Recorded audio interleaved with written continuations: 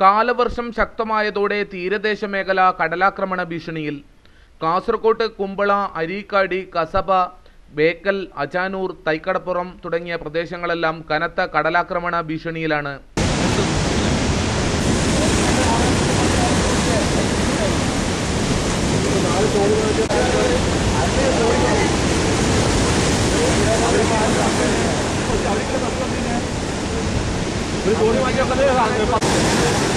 കഴിഞ്ഞ ദിവസം അജാനൂരിലുണ്ടായ ശക്തമായ കടലാക്രമണത്തിൽ ക്രസന്റ് സ്കൂൾ പരിസരത്തെ റോഡുകൾ ഉൾപ്പെടെ നിരവധി തെങ്ങുകളാണ് കടപുഴകി വീണത്. ഇവിടുത്തെ നിരവധി വീടുകൾ കടലാക്രമണ ഭീഷണി നേരിടുകയാണ്.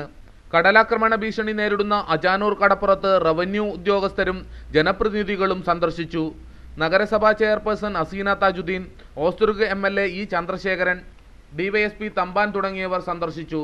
കുറുമ്പ ഭഗവതി ക്ഷേത്ര പ്രസിഡന്റ് രാമകൃഷ്ണൻ, A ഹമീദാജി, കാറ്റാടി കുമാരൻ തുടങ്ങിയവർ കടലാക്രമണ ഭീഷണി നേരിടുന്ന സ്ഥലത്തെത്തി ഉദ്യോഗസ്ഥർക്ക് വിവരിച്ചു കൊടുത്തു.